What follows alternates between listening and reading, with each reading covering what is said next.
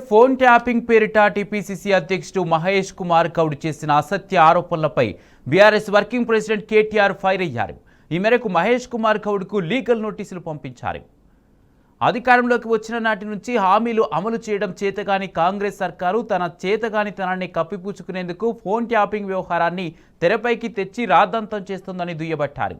ఎలాంటి సాక్ష్యాధారాలు లేకుండా తనపై తమ పార్టీ నేతలపై ఇంతటి దిగజారుడు వ్యాఖ్యలు చేయడం సిగ్గుచేటని మండిపడ్డారు.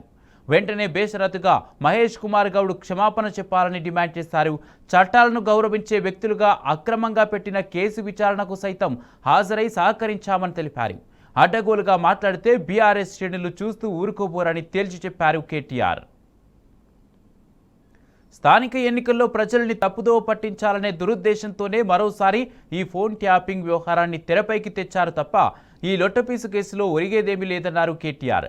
ముఖ్యమంత్రి పీసీసీ చీఫ్ అబద్ధాలు చెప్పడంలో పోటీ పడుతున్నట్లు కనిపిస్తుందన్నారు.